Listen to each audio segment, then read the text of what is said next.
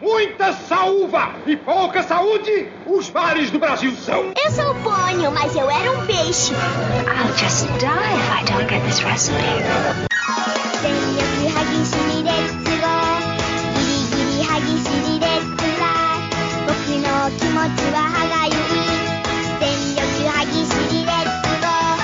O mundo vai explodir!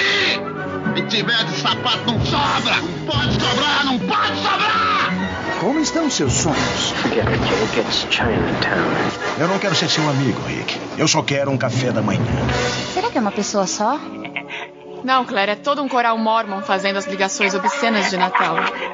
Bom dia, cinéfilos! Estamos aqui no mais novo episódio do podcast Ponto Cego. Eu sou o Thiago, seu apresentador, e junto comigo está... João Neto. E também... Thaís Vieira. Thaís, você viu algum filme bacana essa semana que você gostaria de indicar para os nossos ouvintes? Então, essa semana eu assisti Os Homens que Eu Tive, de 73, da Teresa Trautmann, que era um filme que eu não tinha assistido, apesar de saber a importância dele, porque das diretoras brasileiras a gente teve uma leva de filmes de 30 até 50 e depois a gente ficou até 73, né, para sair esse longa de uma outra diretora brasileira. Então já é um marco assim, né, no cinema nacional, mas é um filme muito bom e parece que ele não se perdeu ao tempo. Se fosse filmado hoje, também seria super atual e continuaria sendo um tabu. Tanto que ele foi perseguido pela ditadura militar pelo simples fato de uma mulher ter a liberdade, né? Ela conta uma história de uma mulher que está fazendo um filme e tem um marido, tem um namorado, tem um amante e não se vê feliz, não se vê inteira nessas relações, e também tem tem uma irmã que tem um casamento, né, normal, um filho. E fica esse contraste no filme, né? É um filme feminista mesmo, isso em 73, e muito atual. Pô, legal. E você, João? Cara, eu vi um filme chamado A Espírita do Mal. Eu não sei porque ele é de 2019, mas eu só fui ouvir falar dele esse ano. Ele tá na Netflix, aliás. E é um filme de terror. Ele começa como um filme de serial killer, mas ele tem algumas mudanças ali no meio e virou um filme de invasão domiciliar e, enfim, ele vai se reconfigurando. E, assim, apesar do filme, ele começa interessante discutindo um pouco sobre a relação familiar, a parte da perspectiva do detetive que investiu o caso e da relação com a esposa acaba de trair ele, o filho tem problemas com a mãe. Essa parte que talvez fosse a mais interessante, ele acaba deixando um pouco de lado para fazer as viradas na narrativa. Mas ainda assim é um filme bem interessante, cara. É o primeiro filme que eu vejo do diretor, chama Adam Randall. Ele fez uns filmes menores, meio de terror também, de ação. Mas é bem legal, cara. Tá lá na Netflix, acho que vale a pena dar uma olhada. Massa. Legal. Essa semana a gente vai dar início a mais um mês temático. E é mais ou menos o mesmo mês temático que a gente fez no ano passado em junho, né? Porque dia 19 de junho se comemora o Dia do Cinema Brasileiro. E aí eu achei por bem a gente fazer, né, um mês, né, o mês de junho, voltado para a gente discutir o nosso cinema.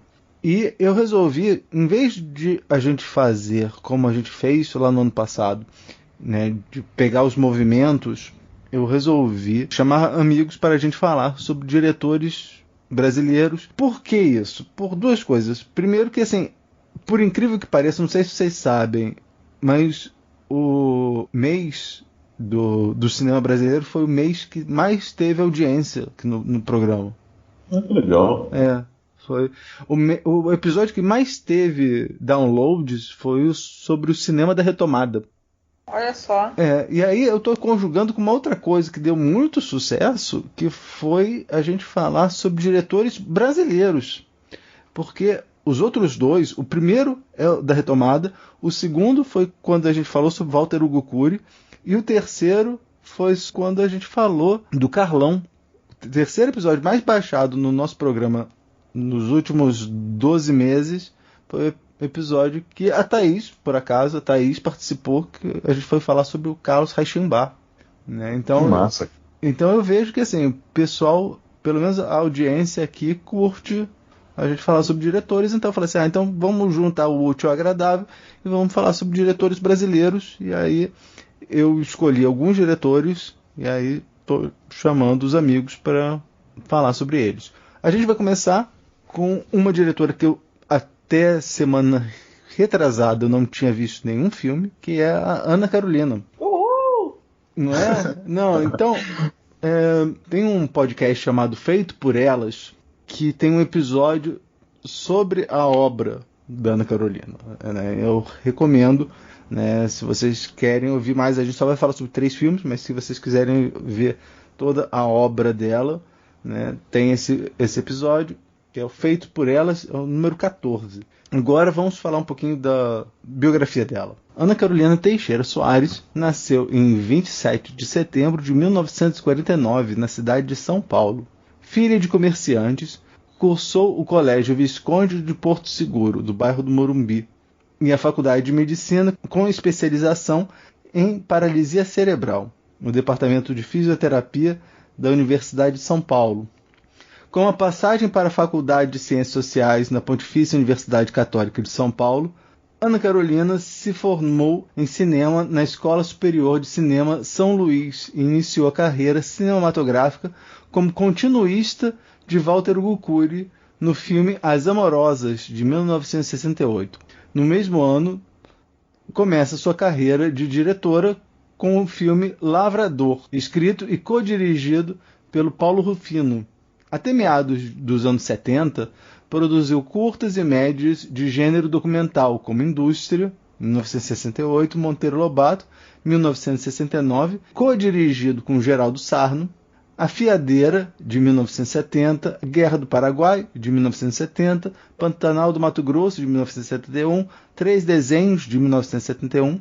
Em 1974, fundou em parceria com os cineastas Jorge Duran e Murilo Salles, a produtora Cristal Cinematográfica Limitada. Em 1974, dirigiu Getúlio Vargas, seu primeiro longa-metragem. Começa então a sua carreira no gênero de ficção com a trilogia Mar de Rosas, Das Tripas Coração e Sonho de Valsa, que retrata o universo feminino em 3 fases: a infância, a adolescência e a maturidade. Seu cinema é marcado pelo olhar crítico da condição feminina e tem como característica a combinação de imagens visuais e metáforas na reflexão sobre as relações de poder na sociedade. Só queria falar uma coisinha, que é importante a gente lembrar, né? O silenciamento das mulheres em qualquer área, principalmente no cinema, que o Lavrador, que é o primeiro filme da Ana, feito com Paulo Rufino, ele estava lá, direção Paulo Rufino, até uns 3, 4 anos atrás. Uma pesquisadora, Carla Holanda, tem livros ótimos, né, sobre cinema brasileiro, as mulheres, que falou isso, né? E aí, hoje em dia, em muitos lugares, está lá, com a direção Paulo Rufino e Ana Carolina. Mas quantas décadas, né, para a gente conseguir ter isso? E quantas mulheres também já filmaram nesse país e a gente não tem noção? Tem até um filme muito famoso que as pessoas colocam geralmente o nome do diretor e esquecem. Na verdade, eu consigo lembrar de uns 2 ou 3, mas tem 2, 3 filmes bem famosos que a gente só pensa no nome dos diretores, do Walter Salles, do Fernando Meirelles, né? Não pensa na co-direção. O Cidade de Deus, né? Com a Kátia. Exatamente. Com a Kátia Lund e o Terra Estrangeira com a Daniela Thomas. Isso é uma prática, infelizmente, muito comum aqui no nosso país, né? No mundo também, né? Porque se a gente for parar para pensar, todo mundo conhecia os irmãos Lumière, Méliès. Sim. E aí, quando foi se falar em Alice Guy Blaché? Agora. Tem, sei lá, 5 anos, eu acho, que o mundo descobriu, né? E foi uma das pioneiras. Ela estava fazendo filme lá junto com o Méliès, talvez antes, né? O primeiro filme narrativo, primeira história contada, né? Primeiro filme que é narrado, que tem uma história, uma ficção, é um filme dela, né? Se não me engano, é a Fada do Repolho. A Fada do Repolho. Acho que o cinema, de forma geral, tem muito essa característica. Quando a gente pensa, sei lá, em Nouvelle Vague, que foi um baita do movimento, o pessoal vai pensar em Truffaut, vai pensar em Godard, mas ninguém quase nunca lembra. Acho que hoje em dia é mais comum, mas quando você pensava em grandes referências da Nouvelle Vague, você pensava nessas duas figuras mais, e, sei lá, a Agnès Varda estava ali junto. Talvez não nesse mesmo ambiente, né? Eles trabalhavam, talvez o Truffaut e o Godard mais próximos, mas a Varda estava ali também fazendo. Não, e a chance de você, se você fosse falar de Nouvelle Vague e trouxesse a Agnès Varda, ele vai falar assim, não, mas ela é da margem esquerda, né, da rive gauche, como o pessoal gosta de falar. Porque tem o pessoal da Cahiers du Cinéma e tem o pessoal que não faz parte da Cahiers du Cinéma, então não é considerado Nouvelle Vague de verdade. Sim. É uma distinção que o próprio Godard não fazia, sabe, mas o pessoal resolve fazer. Até hoje, né? Hoje em dia você vai falar sobre a Varda, muita gente que gosta, que já viu todos os filmes dela, não imagina que ela foi da Nouvelle Vague francesa. Uhum. Não tem essa associação, né? Eles tiram. Isso acontece em todos os movimentos. Se você parar de pensar com as mulheres, a poesia marginal aqui no Brasil, Ana Cristina César, que é uma das nossas maiores poetas da contemporaneidade, ela era vista como a menininha que andava com os poetas marginais e beijava eles. E aí também no Cinema Novo a gente tem a Helena Solberg, que era do Cinema Novo, andava com todos os caras e não é lembrada, né? Sempre falam do Glauber. Sim. E dos demais. Não foi ela que fez a entrevista? Foi ela. É ótimo esse filme. Que é um marco também, né, desse novo cinema contemporâneo aí de mulheres, mas é um curta, né? Sim. E a Teresa fez um longa, então são as duas que têm essa importância também, né, pelo simples fato de fazer filmes. E é maravilhoso, né, essa entrevista, pra época, acho que é 64, se eu não me engano, ainda tem isso em relação ao golpe.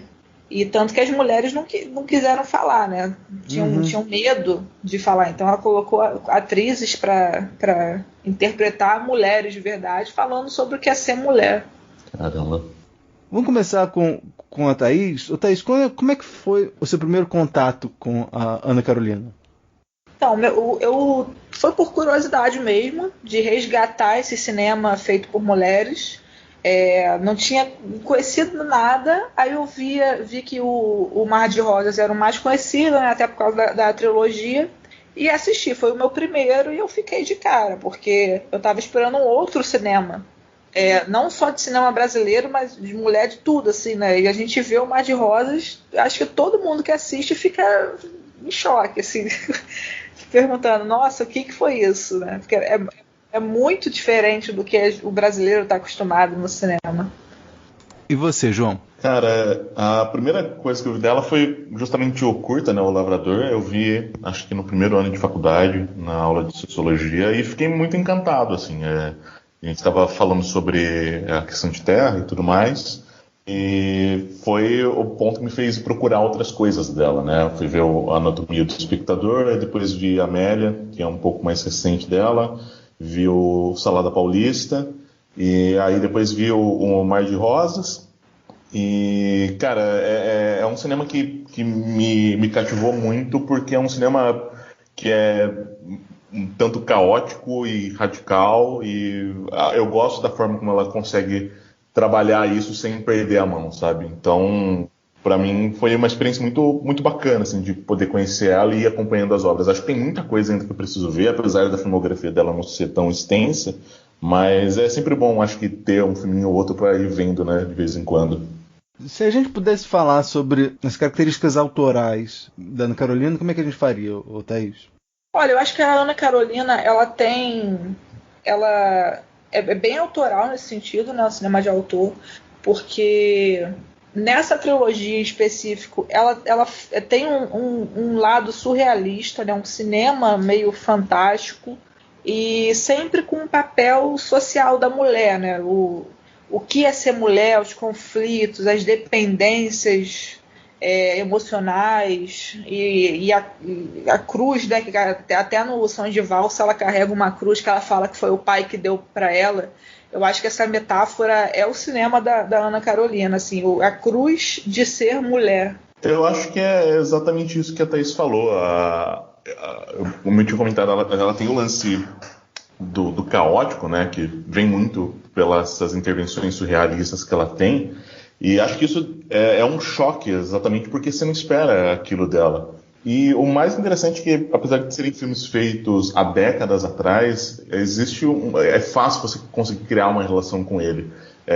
São filmes que não ficaram tão marcados pelo tempo, que conseguem meio que transpassar esses momentos. E eu fiquei com muita impressão quando eu comecei a olhar, e agora que tive a oportunidade de rever esses filmes juntos, né, para poder gravar. Ela tem muito, eu pelo menos senti muito de uma pulsão próxima do que a Nouvelle Vague tinha, sabe? Pelo menos me provocou as mesmas sensações com os filmes que eu vi pela primeira vez da Nouvelle Vague, que te desorienta e te inunda com várias reflexões, críticas. Ela é muito ácida na forma como ela faz essas críticas, tem uma ironia, um cinismo muito grande ali. E acho que é legal essa coisa dela provocar, te jogar nesse caos que ela cria. E acredito que muito provavelmente que ela não foi fazer tratamento com psicólogo, com psiquiatra. Isso é ótimo, né? Porque ela coloca isso nos filmes dela. Isso é verdade. Porque ela comenta, né, que todas as mulheres dessa trilogia são elas, né, de uma certa forma. Só um parêntese, tem uma entrevista dela no Roda Viva que é bem legal, cara, acho que no início da década de 90, o final da década de 90, e ela estava prestes a gravar o Amélia, ela pelo menos estava tentando juntar fundos aí para poder fazer o filme. Vale a pena assistir, tá completo no YouTube. Não, isso você falou verdade. As apresentadoras do Feito por Elas comentam sobre essa entrevista do Roda Viva, né? E elas falam como foi difícil, né? Uma mulher conseguir financiamento para fazer um filme, né? Elas estavam falando que demorou 10 anos, demorou uma década para ela conseguir financiamento para fazer o Amélia. Caramba! Foi muito. E aí elas estavam até lembrando, isso eu estou citando do podcast do Feito por Elas, né? Falando que a própria Vardar foi receber um prêmio, ela falou assim, olha, eu gosto muito de prêmio, mas assim, eu na verdade queria mais financiamento para o próximo filme. Eu acho que é meio que a sina, né, de todo diretor autoral, conseguir grana para poder realizar os filmes. E isso realmente fica muito explícito ali na conversa do Roda Viva. Acho que é uma entrevista, tem acho que 1h30, 1h40, mas é bem legal ver ela discutindo e levando essas questões ali à frente. Legal, vou dar uma olhada e vou botar nas notas do programa, vou procurar e botar nas notas do programa. E lembrando que a gente está também no momento de ditadura militar, né? Era comum fazer filmes assim, financiados. O próprio Mojica, ele pegava um dinheiro de cada um dos próprios atores da equipe e com aquele dinheiro, falando que ia fazer um filme, ele fazia 3, né? Há boatos disso. A Adélia Sampaio também conta que o filme dela, Amor Maldito, foi todo financiado entre eles. Mas 10 anos ter garra, né? Fazer cinema no Brasil até hoje tem que ter isso.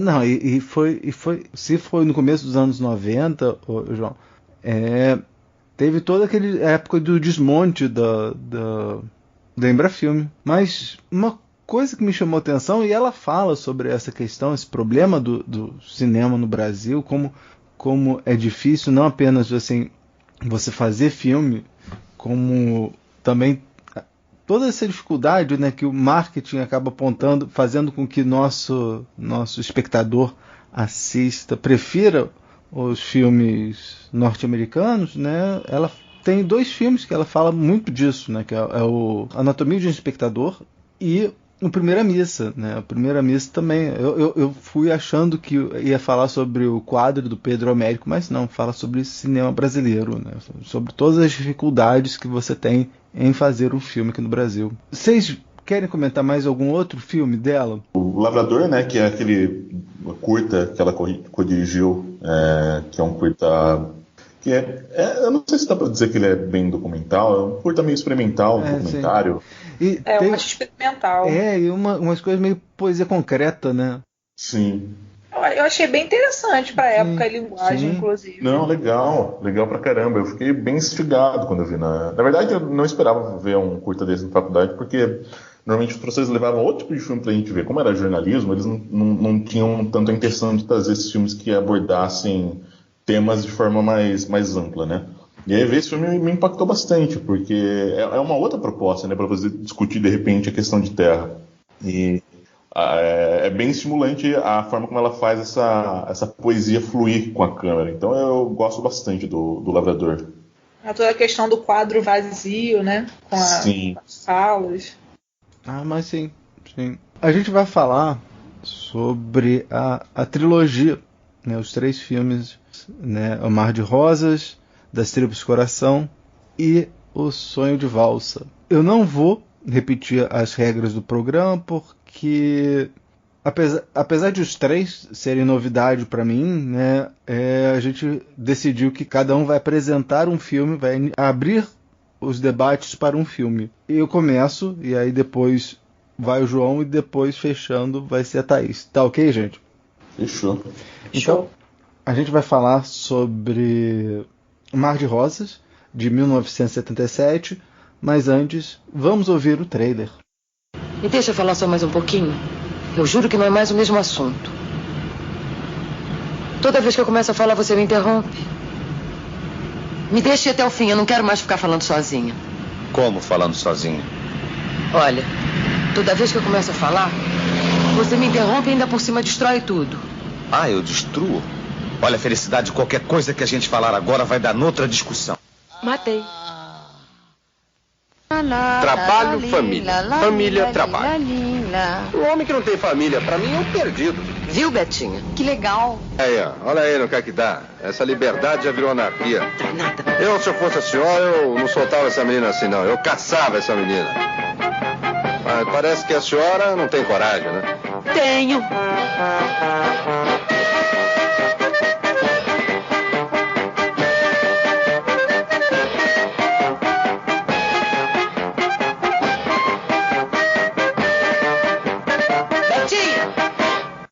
O filme foi dirigido pela Ana Carolina, com o roteiro da própria e de Isabel Câmara e Alice. Atuam no filme Norma Bengel, Otávio Augusto, Miriam Muniz e Cristina Pereira. É a história de uma mulher que, após assassinar o marido, foge com a filha e acaba entrando em um tenso e delirante jogo de manipulação refletido na narrativa não linear que conta com elementos surreais. Eu vi a trilogia de ordem não cronológica, né? Vi primeiro o Sonho de Valsa, então já estava meio que esperando, né, algumas coisas surreais acontecerem. Mas eu gostei bastante, né? Eu fiquei impressionado com a violência do filme, né? Com o surrealismo do filme, né? E como ele fala tanto sobre as relações conjugais, né? E também adorei a Cristina Pereira. Cristina Pereira, que assim, eu adorava quando era criança, assim, tipo, fazendo uma criança de 15 anos. Apesar de ela estar parecendo ter uns 25 no filme, né? Mas ela está lá fazendo uma criança de 15 anos.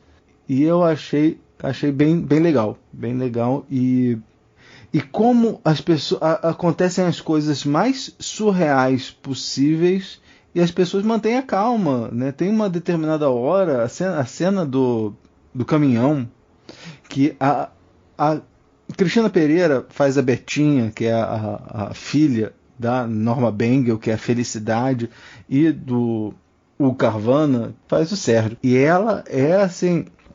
Insuportável. Ela parece que assim, é o fruto justamente desse amor, desse casamento infeliz, né? Que os dois, né? Há um complexo de Electra. Eu sei que assim, ela não fez análise, mas só que há um complexo de Electra porque a filha se dá muito bem com o pai, mas o relacionamento dos pais, né? Do marido e da mulher não é muito bom. Muito pelo contrário. Não é nada bom, né? Muito pelo contrário. Eu acho curioso, né? Você falou sobre a ironia na obra dela. Essa trilogia já começa com isso, né? Você tem uma personagem chamada Felicidade, que é uma das personagens mais infelizes. Pois é. E que vive num mar de rosas no casamento, né? Só que exatamente. não. Exatamente. E é isso, vocês querem falar alguma coisa? O que você achou, João? Cara, a primeira vez que eu vi, eu fiquei um pouco assustado com o filme, porque ele tem ele começa com um filme até, de certa forma, quando ele tá ali no carro, quando tá rolando a discussão entre o casal, é um filme que segue uma certa normalidade, entre aspas. Então você acredita que o filme vai seguir dentro daquela dinâmica, né? O casal discutindo e a relação que vai ser debatida ao longo do filme. E aí, a partir do momento que ela mata ele e vai embora com a Betinha, as coisas mudam de figura, né? Você tem o lance do elemento caótico que vai fazer a trama toda se desenvolver. E aí, são situações completamente inesperadas, né? E aí, o que me cativa no filme é exatamente isso. Essa coisa dela partir de um ponto muito comum e desenvolver isso de uma forma completamente anárquica, né? Então, a maneira como ela vai fazer essa personagem ir demonstrando e, de certa forma, se transfigurando nessa figura da mulher na década ali de 70 é muito instigante. Tem uma certa solenidade na forma como alguns diálogos são feitos, tem uma coisa meio teatral, mas que acho que ajuda a transpor aquilo que o personagem realmente está sentindo. E o lance da Betinha, apesar dela ser muito chata, insuportável, ela meio que funciona como um catalisador ali da experiência feminina, né? Então, é ela quem vai fazer também a trama andar. Tanto que na cena final do filme é ela jogando a mãe, eu não sei se pode dar spoiler, mas é um filme de 70, então acho que não conta como spoiler. Ele jogando a mãe e o rapaz do trem, né? Então, é o filme que vai te jogar uma violência, vai te jogar essa coisa da anarquia de uma forma completamente que vai provocar alguma sensação em você. Então, é um filme que mexeu muito comigo quando eu vi pela primeira vez e até nessa revisita agora. Sim. E você, Thaís? Eu acho que a Ana Carolina, ela tem essa questão da mulher, né, principalmente na trilogia, porque eu acho que no Mar de Rosas é mais focado na infância, focado na Betinha, e nos demais vai já na adolescência e vida adulta, né? Mas, pensando pela personagem da Norma Bengel, você vê que também um fardo, né, de ser mãe, porque a Betinha, ela tinha um outro comportamento com o pai, super carinhosa, e com a mãe não. E é uma mulher que está cansada de tudo, né, dessa vida de mãe, de esposa, de mulher. Tanto que uma das cenas, para mim, preferidas do cinema nacional é ela falando: mãe, você matou meu pai? Matei. Matei.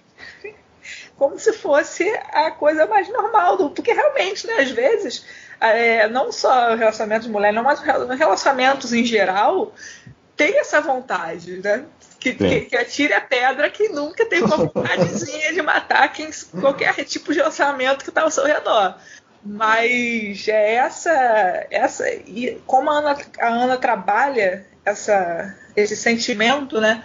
Que aí já vira até algo meio que pra gente fica meio fantástico, porque aí já entra uma série de ações, né? A Betinha jogando fogo num posto de gasolina, jogando um caminhão cheio de areia dentro de uma sala, e todo mundo normal. Ela falando pra personagem, acho que é Dona Niobe, que é lá da sala, da casa que recebem elas, né? Falando: minha mãe matou meu pai. E a Dona Niobe tá fazendo receita de batatinha. Tipo, tá bom, você gosta, sabe? Tipo, é algo assim super banal, né, no filme.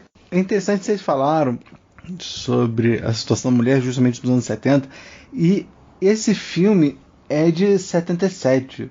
E foi justamente no ano em que teve a promulgação da lei do divórcio.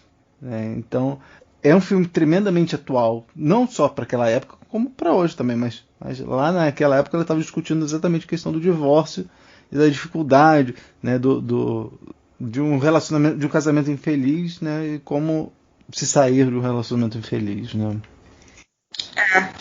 Eu acho que com certeza ela não só pela lei ter saído, né, mas também foi uma influência. Na época também teve um filme clássico do Mazzaropi, se eu não me engano é o que ele faz a paródia do Exorcista, do filme, né, que ele também toca nesse assunto, ele fala, né, sobre...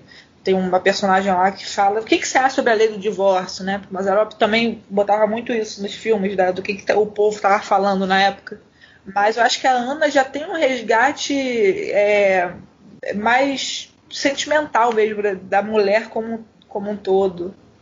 Eu acho que existem casos no cinema que é meio que a experiência social daquele momento vai fazer surgir, ainda que de repente ela não tivesse feito pensando exatamente na lei do divórcio, de repente pode ter sido um pouquinho antes ou um pouco depois, o filme provavelmente foi produzido antes, mas acho que as coisas meio que acabam confluindo, né, para essas manifestações, que aí vai filme, música, enfim, nas artes em geral. E, bom, é isso, né? A lei do divórcio era necessária, porque ou você continuava casado, ou você tem que matar o marido para sair de um relacionamento desse. E muitas vezes você vai matar o marido e achar um cara ainda pior, que vai fazer a mesma coisa, como no caso da Felicidade, que nunca é feliz. Então, acho que é justo. Que ela mata o marido, ainda tem um outro homem na cola dela que estupra, que trata ela igual um bicho, né? Pior ainda a situação. Pior bicho, sim. E ainda tem essa questão do machismo nos filmes da Ana Carolina, que os homens têm um estereótipo assim de ou muito machistas assim, no extremo, né? Sim. Mas tem homens que são assim na vida real também. Ou então são imbecis completos. E aí no Mar de Rosas tem uma fala que é algo do tipo família, a família é o bem mais precioso, não lembro ao certo, mas aí tu vê, né, o homem que tá falando isso da família, de um bem precioso, é o que tem uma outra família que tá lá com ela, estupra ela, né? Não, aquela cena foi pesadíssima, aquela cena do... Porque assim, parece que ela tá catatônica, quer dizer, ela não tá catatônica, mas ela tá falando, parece que ela tá falando com o Sérgio, ela tá falando com o marido dela, né, e aí o personagem do Otávio Augusto, né, vai e estupra ela, enquanto ela tá lá, assim, meio sem conseguir pensar direito, essas coisas assim, é muito bizarro. Eu acho que tem, meio que até recorrente ao longo da trilogia, essa coisa dos personagens que vão alcançar um outro nível, né, de discurso, não necessariamente, eles falam, claro, diretamente com as pessoas que estão ali, mas tá muito mais falando com, de repente, o universo que ela cria ali. E é esse fluxo de palavras que saem, que vai meio que expressar esse sentimento que ela vai carregando ao longo do filme todo, né? Então, ela não tem paz, ela não tem felicidade, não tem sossego, nem nesse momento em que ela tá, que a diretora permite que ela alcance esse outro campo, né? Então, você vê o nível a que ela tem que submeter ali. Tem uma frase que a Felicidade fala, que até as apresentadoras lá do Feito por Elas mencionam, né, que queria nascer homem, né, as pessoas me levariam mais a sério. E eu lembrei da minha avó. Minha avó dizia que da próxima vez ela queria nascer com 2 pintos, para as pessoas terem certeza que ela era homem. Ela não quer mais vida. Eu lembrei muito da minha avó também. Minha avó sempre falava isso, sempre. E também falava de Mar de Rosas. Ela sempre falava, não se casa não, porque no primeiro mês é o Mar de Rosas, mas depois não é. Inclusive acrescentava. E também, se for morar junto, não vai construir casa em terreno de sogra. Melhores conselhos possíveis. Mas tem isso, né? Porque antigamente a mulher, ela preferia ser homem do que se afirmar mulher, né? Querer ser mulher. É por isso até que a gente não nasce mulher, a gente, né, se descobre mulher. Porque é difícil. E para esse pessoal dessa geração para baixo, não tinha outra opção, né? É só na outra vida mesmo. O Jairo Ferreira, quando ele vai falar sobre esse filme, ele vai dizer que a diretora, Ana Carolina, ela estabelece um diálogo que ele designa como o melhor teatro do absurdo, né? E aí o Orlando Fassoni vai falar, né, que a Ana Carolina subverte as coisas e seus personagens muito bem defendidos e se encarregam de absorver e transmitir a atmosfera de niilismo e de reverência que faz a obra uma espécie de teatro do absurdo, né? E é mesmo, é isso que a gente estava falando, né? A cena do caminhão, a cena de a garota incendiar um posto de gasolina, e aí de repente a banda de palhaços que aparece do nada. Sim. Né? Eu me senti no filme do Fellini e falei assim, ué. Bom, agora então nós vamos conversar sobre Das Tripas Coração, de 1982, logo depois de ouvirmos os trailers. O senhor é o novo professor daqui, é? Não sou professor. Então o que o senhor veio fazer aqui? Sou interventor. Interventor, é? Yes. Porque esse colégio não tem mais jeito. Não entendi. Esse colégio está em condições econômicas tão precárias que não é mais possível continuar. Economicamente, isso não é mais possível. Por quê? Por quê? Porque essas mulheres que há anos vêm dirigindo isso aqui fizeram tudo tão mal feito que não há verba, não há governo, não há nada que solucione. E ela já sabe que o senhor está aqui? Até Maria, apesar da beleza, carrega o pecado original. É isso que eu vou fazer com você hoje. Dessa vez inventa moreninha, tu serás rainha do meu carnaval. A jardineira, porque estás tão triste. Mas o que aconteceu? Foi a camélia que caiu no galho, que deu 2 suspiros e depois morreu. Renata, às vezes você não tem o sentimento de que você está inteiramente nua? Miriam, coisa da tua cabeça. Imagina. Só você mesmo para ter esse tipo de sentimento. Engraçado. Esquisito. Às vezes eu me sinto inteiramente exposta. O filme foi escrito e dirigido pela Ana Carolina. Atuam no filme Antônio Fagundes, Diniz Fá, Xuxa Lopes, Neila Torraca e Miriam Muniz. Um tradicional colégio de meninas, por vários motivos, sofrem uma intervenção do Estado. O interventor encarregado marca a última reunião nesse colégio para assinar a data que determinará o seu fechamento. Enquanto isso, 2 professoras, Renata e Miriam, discutem como o colégio chegou nessa situação e a relação delas com o professor Guido. Bom, eu tive o primeiro contato agora com esse filme e acho que da trilogia foi exatamente o que eu mais gostei, cara. É um filme que ainda tem esse trato radical da diretora e aqui acho que ele consegue estabelecer de forma mais incisiva a relação da divagação entre uma realidade mais onírica, mais surreal e uma coisa mais real mesmo, mais palpável. E aí, diferente do filme anterior, a gente não tem uma protagonista em si, mas eu acho que meio que o ambiente ali é o protagonismo, né? É o protagonista do filme. A gente tem vários personagens que tem momentos, passagens importantes que vai meio que conduzir a história ali para um desfecho. E acho legal isso, de você fazer o ambiente, aquele universo dentro daquela escola, o protagonista do filme. Porque acho que dá para a diretora essa possibilidade de trabalhar com várias perspectivas desse assunto do feminino. E aí acho que até mais do que feminino, tratar sobre repressão de desejo, sobre culpa e até mesmo sobre religião, que se passa todo dentro ali daquele colégio, né? E assim, eu gosto da forma como ela consegue trabalhar com a questão da crítica dela, que é muito ácida, muito irônica.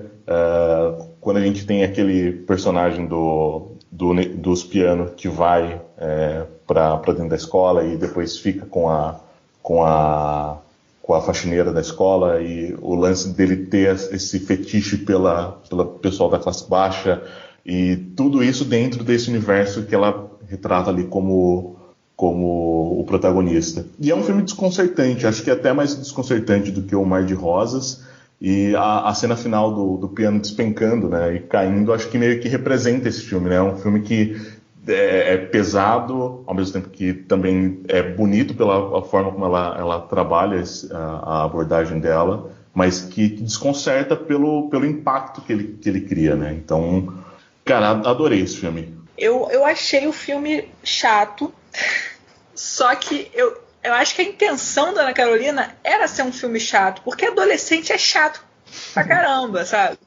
E aí tu põe um monte de adolescente descobrindo a sexualidade, assim, que ainda tá naquela parte infantil, mas aquela parte chata, mas também tem essa coisa interessante, né? E ao mesmo tempo, quando você está descobrindo, ou então sexo em geral, a gente fica meio também esquisito, né? Qualquer pessoa. Mas eu acho interessante essa forma de como ela quis mostrar, né? E passar essa sensação que em mim caiu muito bem. E como o João falou dessa culpa, né? A Ana Carolina trabalha muito também essa questão da religião nos filmes, da maneira dela. No Sonho de Valsa também tem isso. Mas essa culpa cristã, né? Acho que é um filme que fala sobre a descoberta da sexualidade e ao mesmo tempo a culpa cristã e de novo o machismo, né? Entre as mulheres, porque é um filme praticamente de mulheres. Os homens, eu acho que nesse aí são os que mais são caricatos, mais são machistas e bobos. E mesmo assim, as mulheres estando nesse poder narrativo, elas têm o tempo inteiro conflitos internos, né, entre elas mesmas e entre as cabeças delas. Sim, sim. Vou falar a minha opinião, eu gostei muito desse filme. Quando eu vi as personagens, assim, alguns personagens eu falei assim, são imagens arquetípicas que eu gosto, são coisas que geralmente parecem sonho, né?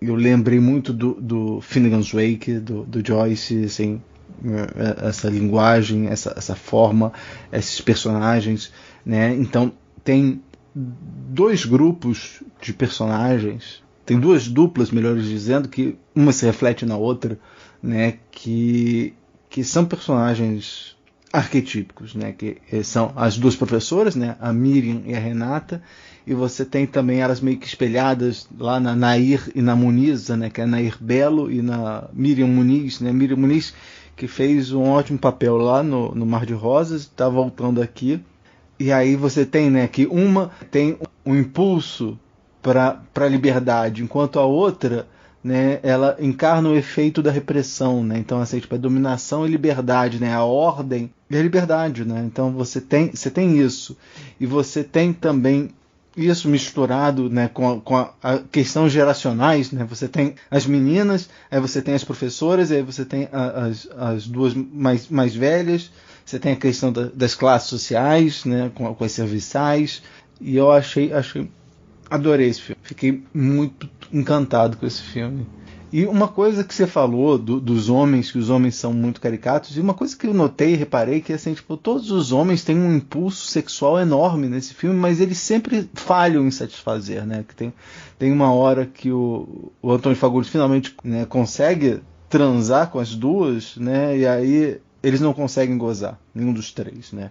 E o mesmo acontece quando o professor de esquerda resolve ensinar para a funcionária, Cristina Pereira, mais uma vez, trabalhando no filme da Ana Carolina, e aí, né, ele resolve ensinar para ela a arte do coito, e ele também não consegue, né?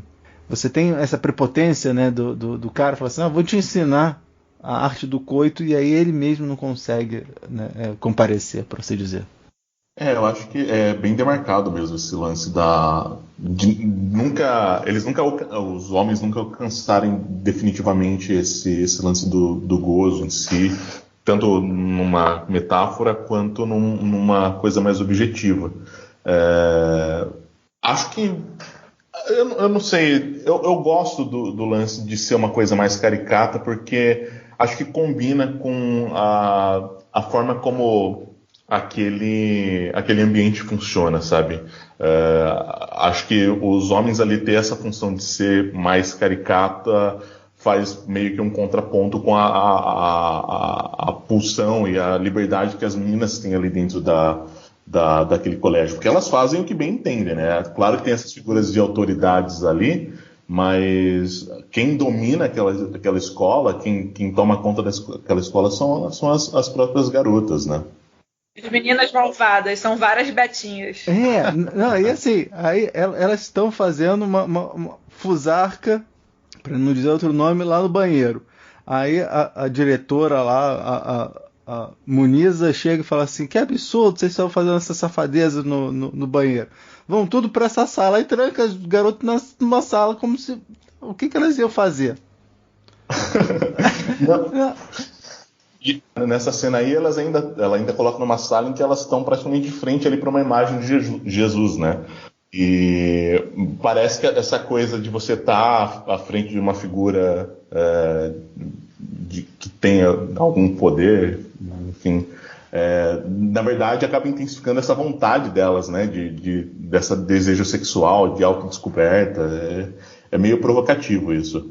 A imagem de Jesus também falando na cruz, né, como se fosse algo banal. Eu achei interessante no começo do filme, a gente falando de religião, e aí tem aquela frase, né, que até Maria, apesar da beleza, carrega o pecado original, né, e isso vai de encontro ao dogma, né, que fala que ela nasceu sem pecado. Né? Então, nesse universo onde se está passando, todas as mulheres acabam, né, sofrendo esse troço de pecado que mais ou menos parece que é o controle, né, da igreja, né, patriarcal em cima da sexualidade feminina.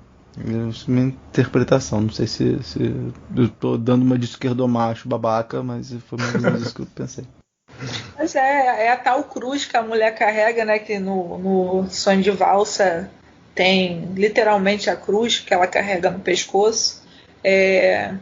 Acho que é isso, né? Tanto que tem uma cena das Tripas Coração que eu não lembro qual é a personagem, mas desmaia logo no início. É Cristiane Torlone.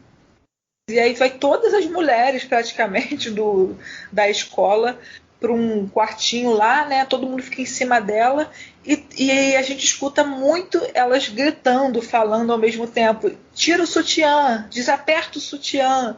Que isso para uma mulher, para os homens, acho que vocês nem pensam nisso, mas para a mulher, a sensação da gente chegar em casa e tirar o sutiã é uma liberdade que vocês não têm noção do tamanho. Então, assim, a Ana Carolina, ela tem umas metáforas muito boas assim, para dizer sobre o machismo em cima da mulher numa ditadura. Se bem que nesse filme tem até uns gritos lá de comunista, uns xingamentos assim, que eu achei até mais ousado do que os outros.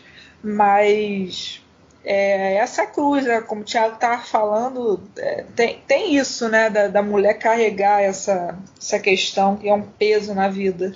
Maria Padilha está lá no filme, né, e ela resolve, né? Você vê que assim, as alunas, mais do que as professoras também, mas as alunas, elas meio que buscam subverter o status quo, né? Então você tem a Maria Padilha ela tinha, eu acho que era 20 anos na época, né? Mas estava fazendo uma personagem mais nova, e ela vai e urina durante a missa na capela, né? Sim.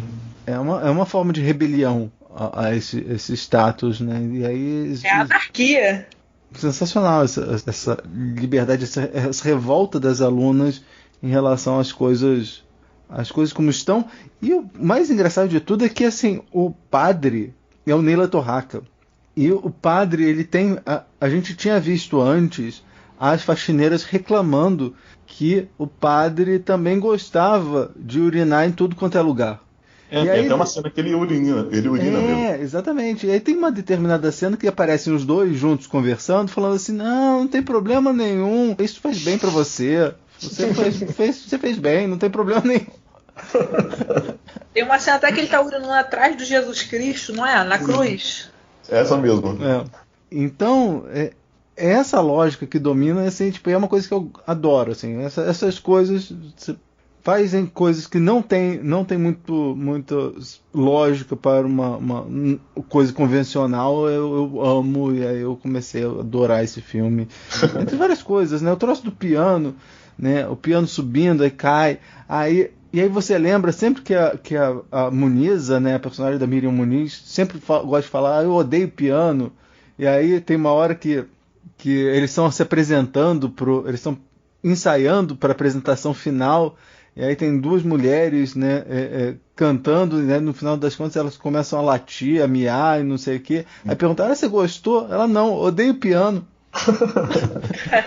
Mas eu acho que essa questão do piano é mais uma metáfora da Ana Carolina, porque antigamente, assim, né, na época no Brasil Colônia e um pouco depois, até hoje ainda reverbera essa cultura, mas nem tanto, que quem era rico tinha que ter um piano em casa, quem tinha um status na sociedade, né? E aí a quebra desse piano é acabar com a alta burguesia, com toda essa questão patriarcal, que também está ligada muito à culpa cristã, né, que é a base de continuar essa cultura. E é isso, né, quando o piano cai, aí a personagem da Nair Bela até fala, mas se cai, como é que sempre subiu, como é que a gente vai fazer, né? E aí vê essas meninas encapetadas, assim, mostrando que vieram para não seguir regras e normas. Eu acho que foi uma metáfora também. E talvez a Ana Carolina está falando sobre essa juventude, né? Que começou lá com a Betinha, que rejeitou os pais, né, as coisas né, tanto dos adultos, né, ela rejeita os adultos, tanto que no final ela joga os dois do trem, né, não o pai, mas ela joga a mãe e o perseguidor da mãe do trem. E aí agora você tem essas garotas que são mais encapetadas ainda, né, ainda mais que estão em turba, né, então eu acho que a Ana Carolina estaria com um pouco de esperança de que a geração que estaria vindo agora, naquela época, né, poderia fazer a revolução que a geração dela não fez. Né? Não sei, estou viajando. Não, acho que é isso mesmo, cara, porque em sua maior parte são garotos que não se submetem, né? A figura masculina que normalmente assume esse papel de figura que reprime, cara, ali é só mais uma figura em tantas que elas vão simplesmente ignorar e às vezes até trazer dentro para a anarquia que elas criam. Então acho que é muito isso, é o retrato de uma geração que talvez ela gostaria que surgisse dali em diante, sabe? Uma geração que realmente não aceitasse nenhum tipo de autoridade, uma geração que faz o que quer, como quer, na hora como quer e que atende os desejos sem essa necessidade de ficar se reprimindo o tempo todo. Porque enquanto, por exemplo, as duas figuras femininas de autoridade do colégio estão sempre se questionando muito, até uma delas mais que a outra, né? E tentando encontrar ali justificativa para tudo, elas estão só ali vivendo o que elas bem entendem, na hora que elas bem entendem. Então acho que tem um pouco disso sim. Pois é, não é uma revolução, né, pragmática e chata, como algumas décadas antes dos anos 70 estavam tentando fazer no Brasil. Elas estão lá se divertindo, sim, avacalhando, e não necessariamente elas estão querendo fazer uma revolução, né? Elas só querem ser livres. Eu acho que até, de certa forma, rola um pouco de... Não sei se desprezo é a palavra certa, mas um pouco de desdém com essas figuras mais clássicas de linha de frente de revolução, sabe? Tem até um momento que o cara pergunta, você já leu Angels? Ou o próprio Uspiano que vai para dentro do colégio, sabe? São figuras meio patéticas, são figuras que não tem muito peso ali dentro. O peso é esse lance das meninas que estão vivendo conforme querem mesmo, né? Estão descobrindo tudo, né? Sim. E se doando, não são as meninas recatadas e do lar. Também tem aquela cena do beijo entre meninas, né? Pra época, eu acho que deve ter rolado um burburinho, mesmo sendo normal, né? A gente sabe que crianças têm essa questão mesmo da sexualidade. Nem adolescente, criança mesmo, em escolinhas, né? Sim. Tem muitos relatos de tocar o amiguinho e até beijar, né? Mas é mais por curiosidade. Agora, lá ela tá mostrando que as meninas estão se beijando. Algumas têm até um certo receio, nojo, mas tem a vontade só pelo fato de ser proibido, né? Sim. E apesar do todo o lance da do caótico, né, do elemento caótico que domina ali, elas acabam se entendendo entre elas de alguma forma. Então, mesmo que role esse nojinho, talvez, de repente, de experimentar o beijo de outra garota, não tem essa contestação, não tem alguém ali que vai reprimir, que vai falar que é errado. Sim. Tem uma outra cena que eu até voltei pra ver, que eu não tinha entendido, que é uma determinada cena que os três, né, o Antônio Fagundes, né, o Guido e as professoras estão conversando, e na frente você tem a Miriam Muniz e a Nair Belo. E aí a Nair Belo tá de barba, né, tá vestida exatamente igual o Antônio Fagundes, enquanto a Miriam Muniz está vestida igual o padre. E vocês repararam nisso? Eu achei muito interessante essa inversão de gêneros, né, dessas duas figuras. O Antônio Fagundes, se eu não me engano, tá de saia e camiseta do colégio também, né? O Ney da Torraca tá como estudante, e aí chega e pede bênção pro padre. Sim. E é a cena em que as diretoras vão se despindo também, né, enquanto caminham. Sim, exatamente. E aí elas falando assim, não sei porque eu tô me sentindo nua, sabe? Eu tô me sentindo tão vulnerável. Eu acho que aí é meio que a pegada irônica da diretora se manifestando, né? É ali que ela toma conta mesmo. Tem até aquele arco, né? Porque no início do filme tem a questão do desaperta o sutiã. E aí no final elas têm isso de sentir nuas. Sim. Uma outra coisa que a gente tava falando toda essa subversão, mas você sabe que a gente tá durante a ditadura militar, né? Então a Ana Carolina teve muito problema para liberar esse filme, né? Eu imagino. Né? Ela passou 4 meses para conseguir liberar, e aí a censura permitiu, mas tinha que inserir um letreiro inicial, né, que foi cortado agora no DVD, né, no qual se procura ratificar que o filme apresenta uma interpretação delirante que não corresponde à realidade. Não se trata, pois, de uma tese em que se impõe a título de proposta. Nesse sentido, não agride as crenças e visões do mundo cujos símbolos exibe. Meu Deus. Então, acho genial a maneira que ela trata, cara. Que ela consegue ser contestadora, fazendo um humor irônico, um humor cruel, né? um humor para rir das nossas próprias tristezas. Porque antes as mulheres, a Ana Carolina, assim, vendo pelas diretoras, né, brasileiras, foram poucas diretoras até ela. Se não me engano, ela foi assim, falando sobre longas, né, que saíram, circularam, que a gente tem registros.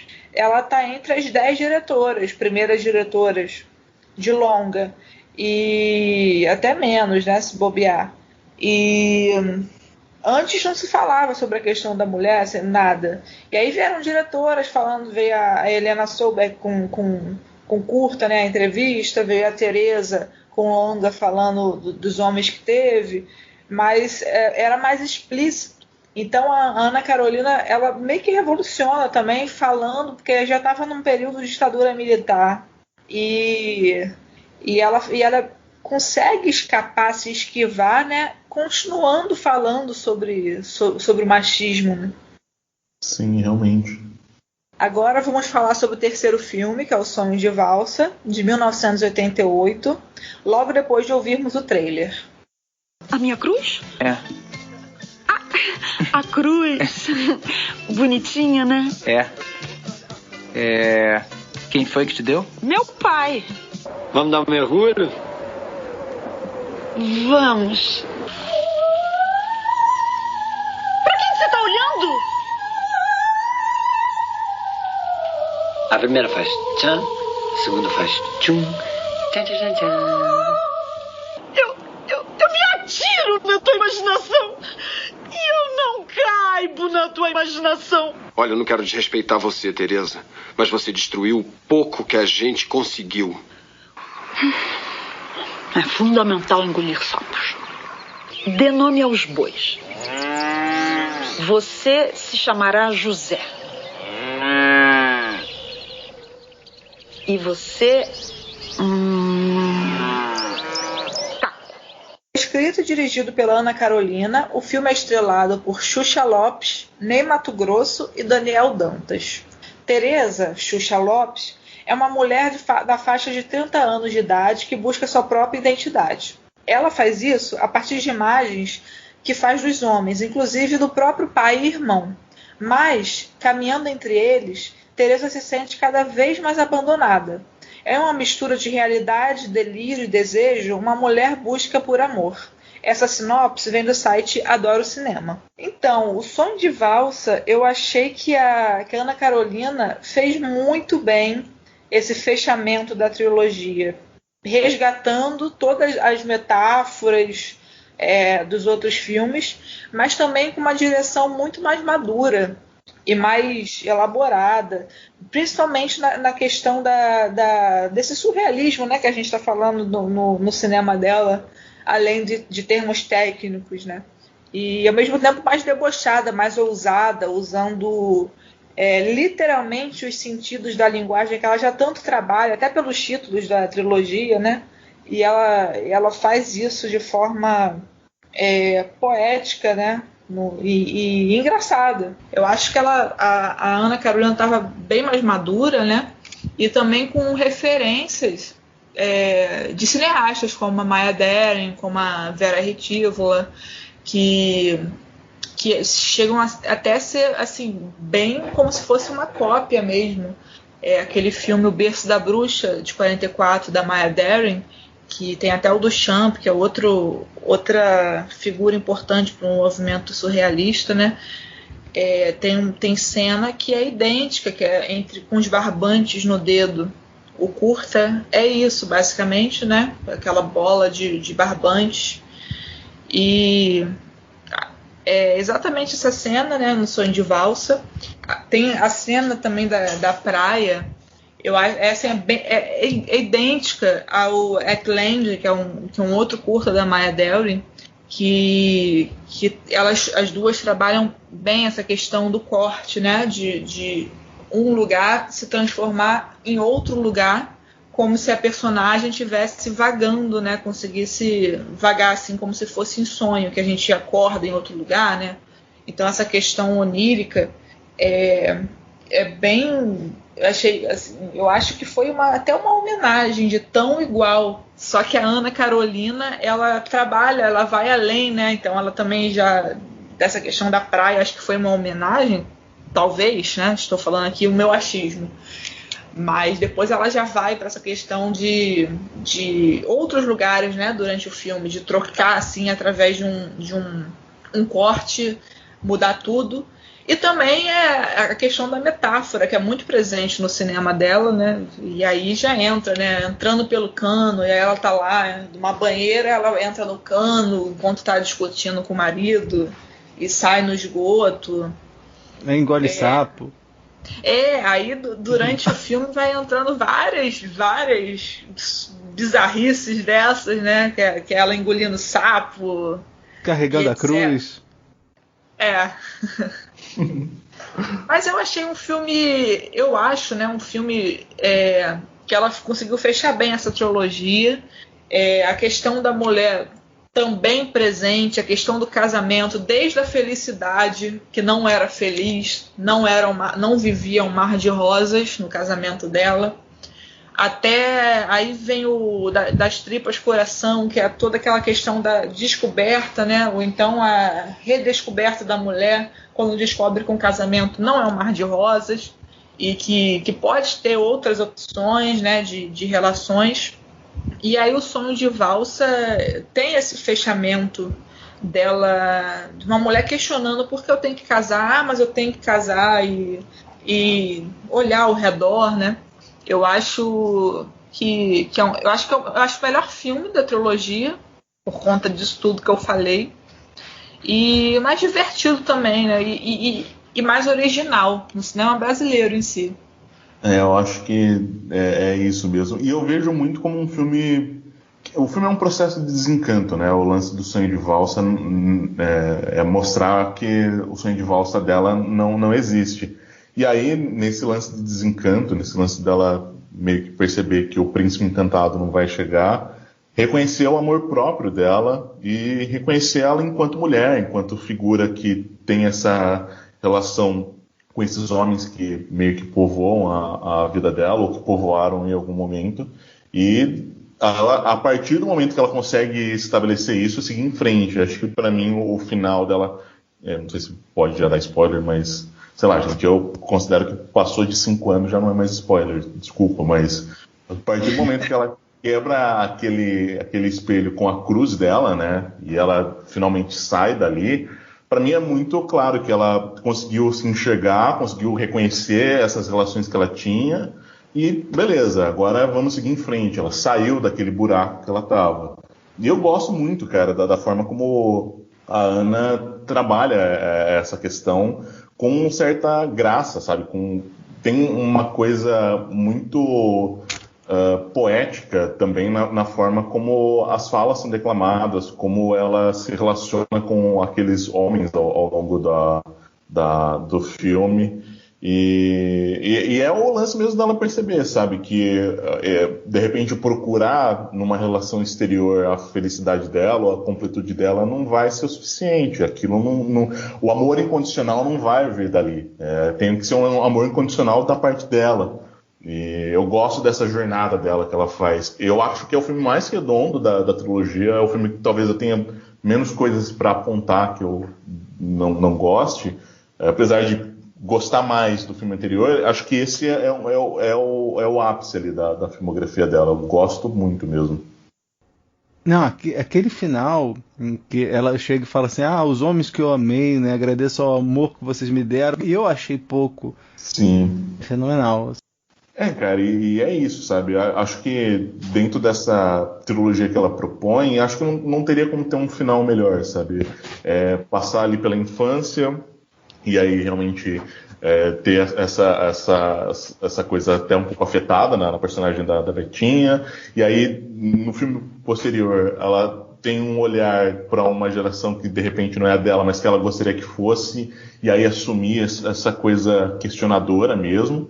E nesse aqui é olhar para ela enquanto mulher e olhar para as relações que ela criou com esses homens e perceber, né? Criar essa noção de que ela precisa ser o suficiente e que só a partir daí ela tenha total capacidade de se realizar. Então, eu gosto muito disso. Eu achei interessante também em relação a isso que vocês falaram sobre não satisfazer, né? E ela descobrir que ela não precisa de ninguém, né? E ao mesmo tempo lamentar, mas ao mesmo tempo aceitar. E aí tem aquela música que elas cantam no filme, que a Tereza, né, personagem da Xuxa Lopes, Terezinha de Jesus, de uma queda foi ao chão, o primeiro foi seu pai, o segundo seu irmão, o terceiro foi aquele, né? E fica essa metáfora do tal sonho de valsa, mas na verdade uma queda foi ao chão mesmo e acabou. Não vai ter. E a questão da cruz, como o João falou também antes, dela na hora de libertar, né, tirar a cruz, porque no início do filme ela fala, essa cruz foi meu pai que me deu e eu nunca tiro. Que é a cruz, né, que eu tenho falado que a mulher carrega na vida, né? E a Ana Carolina fala muito bem sobre isso nos filmes.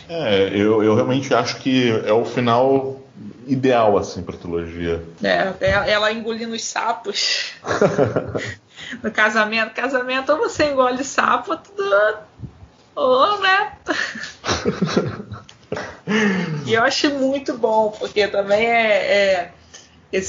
nessa parte mais pro final, né, do filme, que aí ele fica... No início já tem algumas coisas assim oníricas, né, como o cavalo que aparece do nada. Sim. Mas no final vai ficando cada vez mais, ela dando nome aos bois, apontando pro boi e dando nome. Isso é fantástico. Aquela hora da sereia. Ai, cara. Lindíssima, né, essa sequência. É incrível. Fenomenal. E a coisa mais bizarra de tudo isso é que a cantada que o personagem do Daniel Dantas usa era o bordão da Presto Barba, né? Que a primeira faz tchan, a segunda faz tchum e tchan, tchan, tchan. Eu falei assim, cara, ele faz isso com essa, e depois ele faz isso com a Porta-Bandeira também, né? Sim. E eu fico assim, cara, será que isso funciona? Maldita hora que eu deixei a barba crescer, senão eu ia ficar falando isso.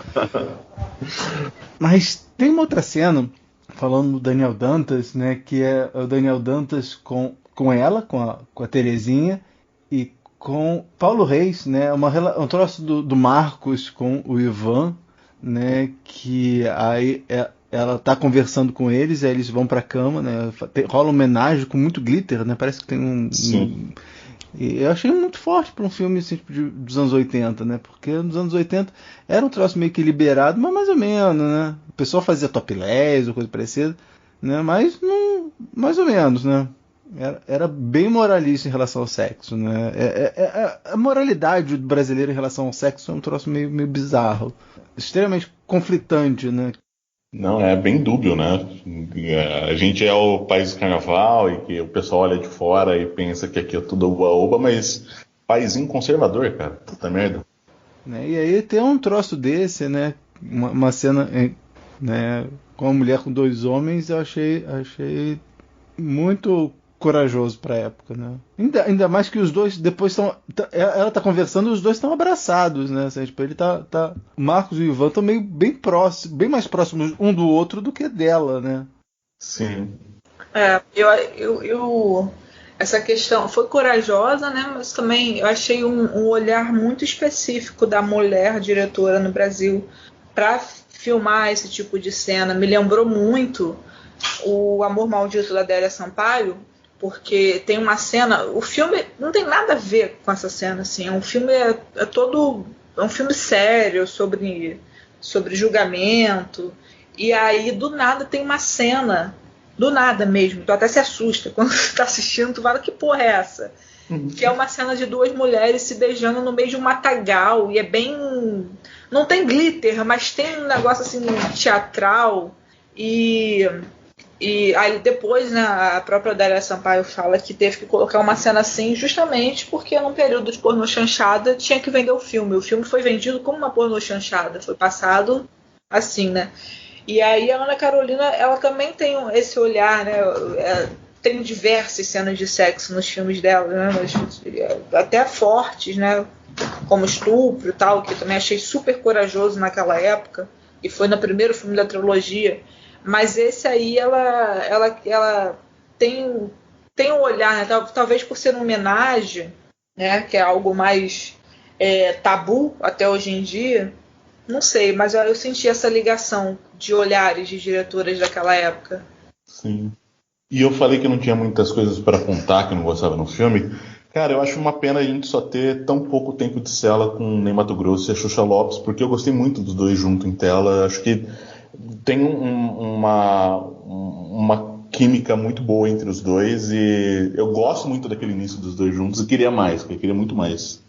Ah, sim. Não, e o Ney Matogrosso fazendo aquele papel, né? Sim. Quando eu olhei, já falei, gente... Fabuloso, ele tá fabuloso nesse filme. Todo mundo tá muito bem, né? Sim, cara. Cara, eu tô satisfeitíssimo da nossa conversa. O que vocês acharam? Eu gostei demais. Também. Então, depois dessa ótima conversa, vamos agora falar sobre streaming no quadro. Tem na Netflix? Tem na Netflix? Tem no Netflix? Tem no Netflix? Tem na Netflix? Tem na Netflix? Tem na Netflix. Então, João, que filme você viu recentemente em alguma plataforma de streaming que você gostaria de recomendar pra galera? Bom, eu vi pela primeira vez e eu não sei exatamente por que eu não vi antes, mas eu vi O Nevoeiro, é um filme de 2007, se não me engano, que adapta um livro do Stephen King. Ele está no Prime Video e é um filme de terror, e é um filme de terror B, assumidamente B. Acontece o seguinte, se passa numa cidade dos Estados Unidos, um nevoeiro estranho acaba pegando a cidade de surpresa. Um pai e um filho acabam presos dentro de um supermercado com outras pessoas, e aí eles descobrem que junto com esse nevoeiro chegaram algumas criaturas e eles têm que tentar encontrar um jeito de conseguir se salvar dali. Nesse processo de tentar encontrar um jeito de se salvar desses monstros, eles têm que, na verdade, ficar um pouco mais preocupados com as pessoas ali dentro que começam a ter certos tipos de atitudes meio problemáticas, para dizer o mínimo. E é legal, cara, porque é um filme que os monstros estão ali meio que para cumprir um papel, mas o interessante é o conflito que você tem ali entre as pessoas. Então tem um discurso muito interessante sobre o problema de religião, um problema de política, como isso acaba afetando as nossas relações. Eu gosto muito do filme de terror, mas esse filme acabou me passando. Gosto bastante também dos filmes que adaptam os livros do Stephen King, e aí ver ele agora no Amazon Prime foi bem legal, cara. Eu até depois fui procurar algumas críticas sobre ele, a crítica, de forma geral, gostou bastante, então acho que vale aí a recomendação. O diretor, Frank Darabont, né? É ele mesmo. Ele é especialista em fazer adaptações de Stephen King, né? Que ele fez o Shawshank Redemption e o Green Mile também. Sim. Cara, que filmão, velho. Na verdade, eu acho que eu fiquei um pouco com o pé atrás, porque eu acho que eu comecei a ver esse filme em 2008, mas sei lá, tinha 14 anos, e não gostei muito da estética filme B e acabei meio que deixando de lado, nem vi o filme inteiro. E aí agora me bateu a curiosidade de dar uma olhada lá na Amazon Prime, apareceu como sugestão, eu peguei pra ver e gostei muito. Legal. E você, Thaís, viu algum filme bacana essa semana em alguma plataforma de streaming que você gostaria de recomendar pra galera? Então, eu assisti O Mundo Incrível Remix, que é do Gabriel Martins. É um filme de 2014, eu acho. E vi pela Afroflix, que é uma plataforma, se eu não me engano, foi até Yasmin Tainá, a diretora também brasileira que fundou. E O Mundo Incrível Remix é um curta, é bem louco, assim, é da galera da Filmes de Plástico, que é o pai de um cara recebeu do pai dele, né, no caso o avô, uma tartaruga que era a reencarnação de Jesus Cristo na Terra. E aí o filme é em torno disso e seria a última reencarnação, mas aí não é a última, assim, é só vocês vendo não vou falar muito, não. Eu já quero ver agora. Não é? Vejam, cara, é uma doideira, assim. Aí vem sonhos, a questão de sonho, mas vale a pena. E bem trabalhado, bem filmado, uma direção, né, com humor também. Eu gostei. Qual é o nome da plataforma? Afroflix. É gratuita. Que legal. Uma plataforma colaborativa que disponibiliza conteúdos online com uma condição. Aqui no Afroflix você encontra produções com pelo menos uma área de atuação técnica artística assinada por uma pessoa negra. São filmes, séries, webséries, programas diversos, vlogs, clipes que são produzidos ou escritos ou dirigidos ou protagonizados por pessoas negras. Deve ser interessante essa plataforma. É interessante, ou Thaís? Eu gosto muito. Foi fundada tem poucos anos e aparece bastante coisa legal. O problema, eu acho que eles estão parando de atualizar. Não sei o que está acontecendo, mas não sei se é por direitos, né, autorais. Não estão atualizando tanto e alguns filmes não estão rodando. Tem lá escrito, né? Mas aí quando você vai querer ver, não tem. Mas aí é só o que eu faço? Eu pego o nome, coloco no YouTube, coloco no Google e aparece. Eu vejo. É um bom local para a gente ter um guia, né? Uma curadoria, mas, né? Talvez seja também por ser uma plataforma independente, tá com algum problema na parte de TI, né? Porque antes funcionava legal, mas só para saber o que está acontecendo, principalmente no cinema negro brasileiro, vale muito. Pô, legal. Você tem algum meio de contato, Thaís? Tem meu Twitter, que é @Thaís, a própria, Thaís com H, e meu Instagram, que é thaís.vieira_. E você, João? Bom, use sempre, então no Twitter é @João_Neto93. E lá no Instagram, a minha página do Cineratos, que é o @Cineratos. O que é de novo lá na página do Cineratos? Cara, acho que é um pouquinho de sempre, né? Eu, na verdade, consegui definir agora exatamente o período em que vai sair cada uma das publicações. Então tem comentários sobre filme 3 vezes na semana, segunda, quinta e sexta. Aí na terça eu faço normalmente algum review bem rápido de alguma série que eu assisti, ou alguma música que eu gostei, qualquer coisa que eu gostar, que vir ali durante a semana vai ter algum review rapidinho. E na quarta eu estou sempre comentando sobre a cinematografia de algum diretor. Então eu escolho, na verdade, boto para votação no sábado o diretor. As pessoas escolhem, eu falo um pouco sobre o cinema, né, quais são as características gerais, e indico 2 filmes para o pessoal conhecer. Tô tentando voltar aí com podcast também, tô, na verdade, escrevendo um roteiro, quero experimentar alguma coisa no formato, mas em breve tem novidades. Segue lá no Cinerato que vocês vão conseguir verificar.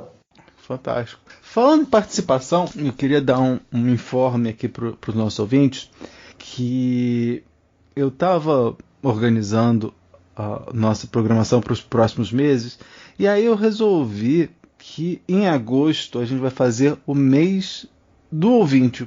Então, se você tem alguma sugestão para tema ou sugestão de filme para a gente falar, e aí a gente conversa qual que vai ser o tema que a gente pode pegar, você fala com a gente, você manda e-mail pra gente lá no podcast.cego@gmail.com. Você pode mandar mensagem para mim no Twitter, no Facebook, né? E aí a gente vê se a gente monta. Eu estava pensando em a gente marcar a data limite para dia 11 de julho. Eu acho que dia 11 de julho é uma boa para eu começar a agitar e ver quem é que topa participar dos programas. O que vocês acham? Poxa, vamos lá. Então, legal, meu. Então, gente, quem tiver alguma sugestão falando assim, por que o Ponto Cego nunca falou, sei lá, sobre ficção científica? A gente falou muito pouco sobre ficção científica. Ou western, a gente também falou muito pouco sobre western, né? Então, vocês escrevam lá, falam assim, quero que vocês falem sobre acid western, ou quero que vocês falem sobre afrofuturismo, que seria bacana. Então, você fala pra gente, manda uma mensagem pra gente que a gente desenvolve, vai ser um mês só pra gente fazer os temas que vocês sugerirem. Eu agradeço muito a participação da Thaís e do João, e é claro, agradeço a você que está nos ouvindo, né? Não se esqueça de mandar feedback para nós em podcast.cego@gmail.com. Você pode visitar nossa página no Facebook, mande sugestões, críticas, elogios e compartilhe com todo mundo, pois quando se trata de cinema, todo mundo tem um ponto cego. Da Rua Pareto, eu sou o Thiago. De Bauru, interior de São Paulo, eu sou o João Neto. Da Ilha do Governador, eu sou a Thaís. E este foi o podcast Ponto Cego. Obrigada, homens da minha vida, pelo amor que me puderam dar e que eu achei sempre pouco.